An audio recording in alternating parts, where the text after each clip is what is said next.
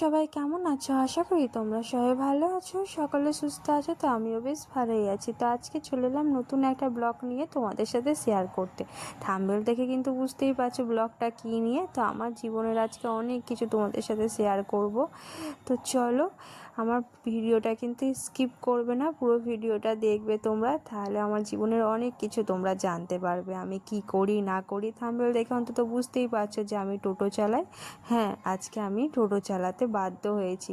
তো চলো, এবার গাড়ি নিয়ে আমি এখন বেরোবো। চাবি নিয়ে চলে এলাম গাড়ির ঘরে, টোটোটা এখন বের করবো। এদিকে তো আমার সেলাই মেশিন আছে, তোমরা তো জানো যে আমি সেলাই মেশিনেও কাজ করি।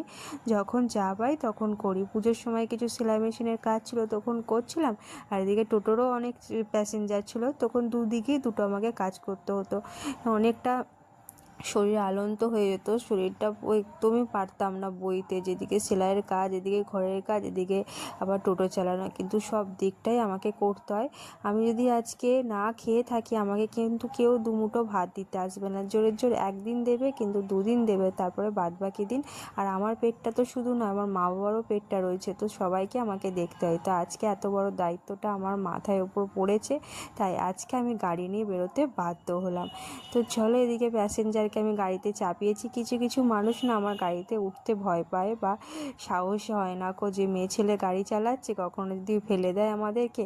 তো কিছু মানুষ সত্যি আমাকে খুব ভালোবাসে, যেরকম এই দিদিভাইটা আমার সাথে দেখা হওয়ার সাথে সাথে আমাকে দাঁড় করিয়ে কথা বলেছে, হ্যান্ডশেক করলো। ওনাদের কথাতে আমার প্রচুর উৎসাহ হয় আর প্রচুর সাহস হয় মনেতে, না আমি গাড়ি চালাবো, 5টা লোকের কথায় আমি গুরুত্ব দেবো না, গাড়ি চালিয়ে নিজের পায়ে দাঁড়াবো। তো চলো, এবার বেরিয়ে পড়লাম গাড়িটা নিয়ে। ওনার সাথে অনেকক্ষণ গল্প করলাম। চলো দেখা যাক এবার রাস্তাতে কতগুলো প্যাসেঞ্জার আমার গাড়িতে ওঠে।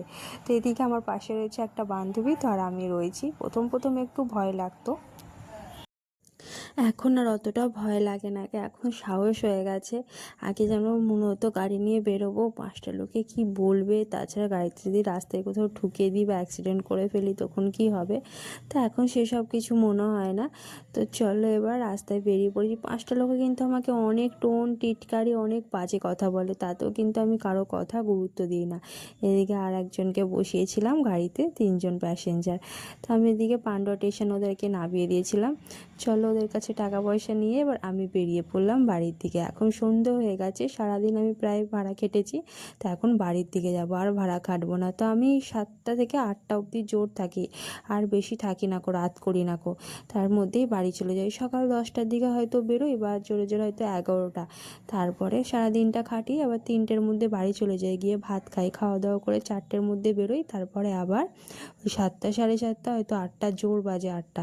তো চলো, এদিকে আমি বাড়ি চলে এসেছি, গাড়ি ঘরের ভেতরে ঢুকিয়ে দিয়েছি। এখন শরীরটা একদমই খাওয়া দাওয়া করে একটু পরে শুয়ে পড়বো। রাতের রান্নাবান্নাটা মাই করে, আমি আর করি না, দিনের বেলাটা আমি করি।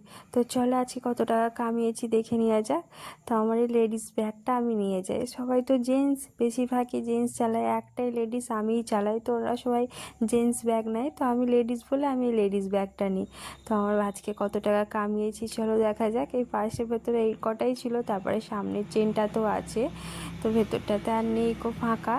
সামনের চেনটাতে দেখি কত প্রায় মিনিমাম আমার 500 হয়ে যায়, কোনো দিনও 600 হয়, হয়তো কোনো দিন আবার 800 হয়েও যায়, কিন্তু তার বেশি এখনও হায়েস্ট আমি তুলতে পারিনি সকাল থেকে। তো কারণ আমি বেরোই না, আমার এতে যতটা হয় না তাতেই সন্তুষ্ট হই আমি, অন্তত তার থেকে বেশি কখনো আমি আশা করি না। অত লোভ করা ভালো নয়, এটা আমি জানি।